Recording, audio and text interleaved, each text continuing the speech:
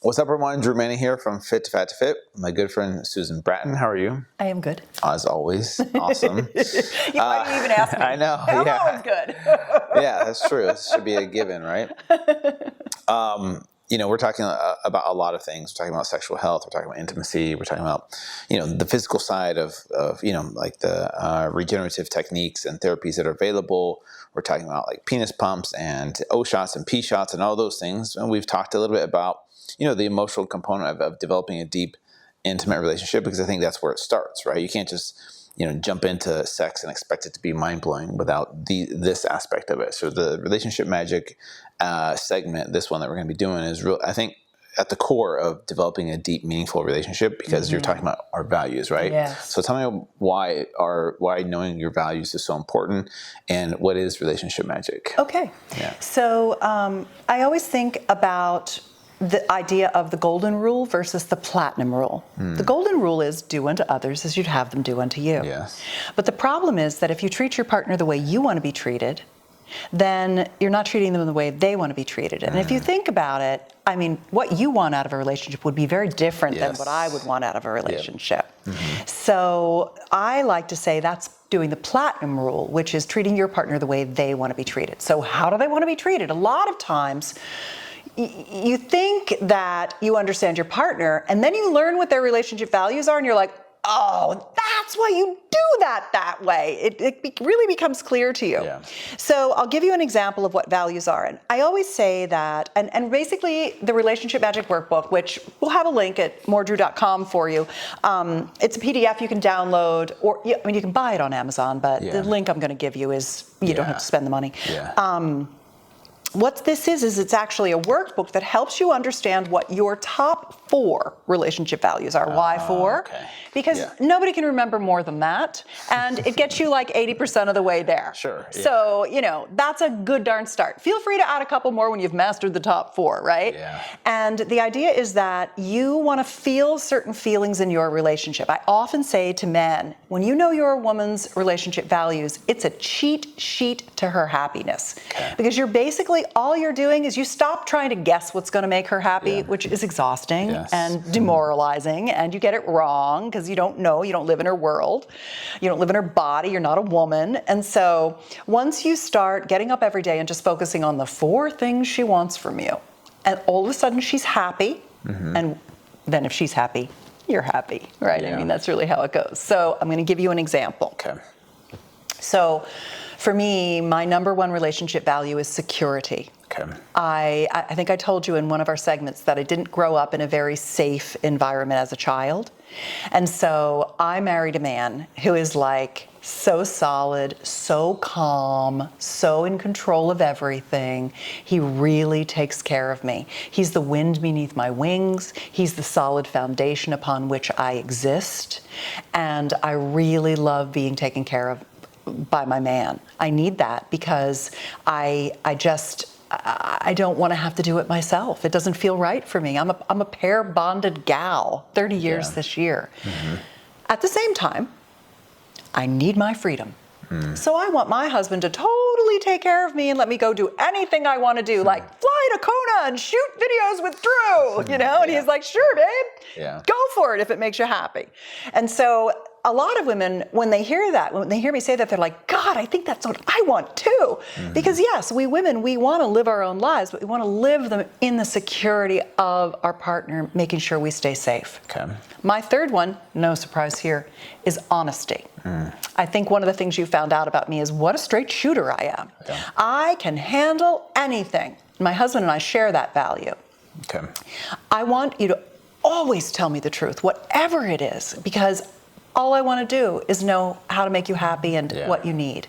And so my friends and I, my partner, we just say what we need to say. And usually with honesty, it makes me look bad because I'm admitting like some, something that is like, oh, it doesn't make me look so good to say this, but I got to tell you the truth kind of thing. And then for me, passion. I love passion. Passionate connection, pleasure, because of the business that I'm in, being an intimacy expert. My passionate lovemaking is important to me. I study it. I wouldn't be walking my talk if I didn't have passion in the top of my Yeah. experience. So those are my 4 where my husband's are. Passion's number 1 for him, but what he really wants is like touchy stuff. Physical He touch. just loves me to touch him Yeah. all the time. It's so important to him, you know. He just Yeah. really likes that. And when we first got married, he was always touching me, and I was like, why are you always grabbing on me? It was because that's what he wanted me to do to him. When I started doing that, it was like, he finally was getting what he wanted. He loves my flirting and my sexy lingerie, and so I focus on doing that stuff for him because it makes him happy. Gotcha. He wants growth. My husband is an amazing man, amazing genius, and I can see his potential. And you know how it's like behind every great man is a great woman? That's definitely one of the things for my husband is he wants me to show him what he's capable of and call him to more. Gotcha. And he loves that. So that's another one. And then he likes honesty and he likes fun and adventure. That's my middle name, Drew. I don't even have to play. I don't even have to pay attention to that one. That one's just going to happen. So I only have to deal with the 3 that I have to pay attention to. And it's easy for me. Now that I know what he wants, I just give it to him. And I do feel like I'm in the perfect relationship. Awesome. So doesn't that make sense? How we have different ones, and sometimes you naturally have a few that work perfectly together, and then sometimes there's the ones where you're like, why is he grabbing me? Oh, you know. Yeah, I think ultimately it comes down to like being curious about your partner instead of judgmental. Like, why are you that way? Like, why do you do that? Why do you need that? Versus like, tell me why that's important to you. And understanding and getting curious, I think, can be a huge thing for me, similar to yours. But I think for me, one of the biggest things in my relationship is the ability to communicate. Having clear communication, being able to communicate about hard, difficult, uncomfortable things, like things that maybe feel uncomfortable, but they need to be said. Yes. Right? Yeah. And being vulnerable. I think that's part of that, of clear communication is being vulnerable, but also both people feeling safe enough to be able to communicate their truth. Because if one person is not curious and they're judgmental, the other person is going to shut down and be like, well, I don't want to share that with them because they are just going to lash out at me and they're not going to understand why I do that. And they'll just think I'm a horrible person. Right? So clear communication. I think someone that's willing to do the work, like meaning work on themselves, right? Instead of expecting me to fix all their problems or their triggers, them knowing what they need to do, whether it's therapy, journaling, meditation, going on walks out in nature, having, some alone time, whatever it is that they need to be able to do the work on themselves instead of, Drew, I need you to, not make me mad today. It's like, I don't know what's going to make you mad, so I don't know, right? So someone's willing to do the work on themselves. Yeah. And then I think the other thing for me is empathy/kindness. Someone that has not judgmental. Like I said, someone that's willing to listen to understand, not just listen to respond or judge or critique.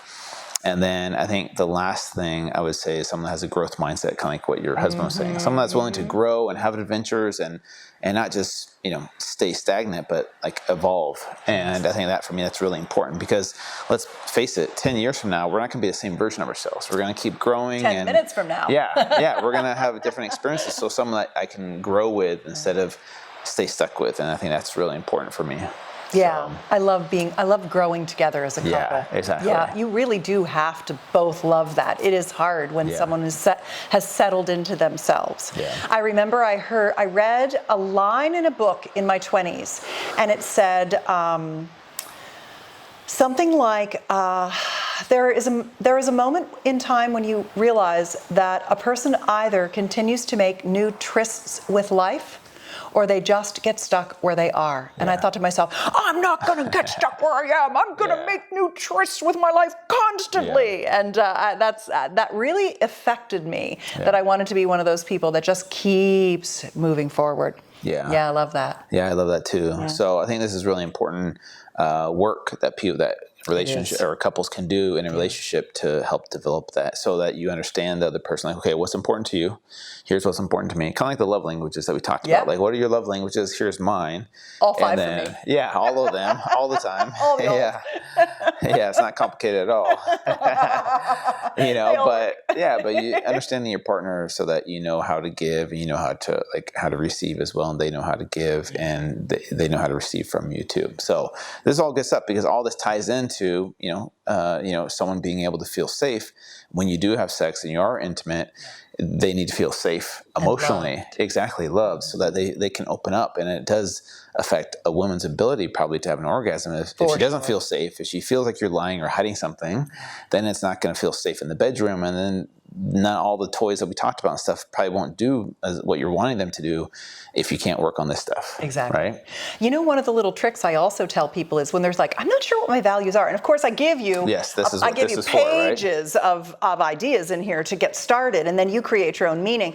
And the process is that you come up with like 10 to 15 that are kind of like, I think those are important to me. And then you have to rank order them. Ooh, and when you rank order them, like security for me is number one. Without security, I would not be in a relationship. That's how you do it. You say, would I be in a relationship if I couldn't have this?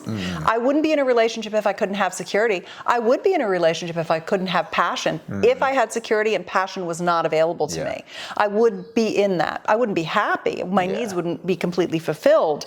But security for me is the deal, and freedom is a deal breaker, and honesty. I mean, I have to have them, or I'd rather be alone. Gotcha. And so the question is, would I be in a relationship if I couldn't have this? Is a really good way to see what your priorities are and what is really important to you. The other thing is to look back at relationships that were really a problem for you and what it was that was missing. Why did you leave that relationship? And that gives you a good indication that that was one of your deal breakers. And that's why it's so important to look at life happening for you instead of to you. So you can say, okay, this relationship that I had in the past, instead of like blaming the other person for all the things, it's like, okay, what did I learn from that relationship? How can I grow from this so that the next relationship I don't go back into the same patterns that I had in the previous one, right? So building on, each relationship and realizing that each relationship is here to serve us and help us grow ultimately. So, well, I love this. And this is really good stuff, Susan. So people can find out this and all the other links at marjorie.com. So we'll see you guys in the next segment. Yay!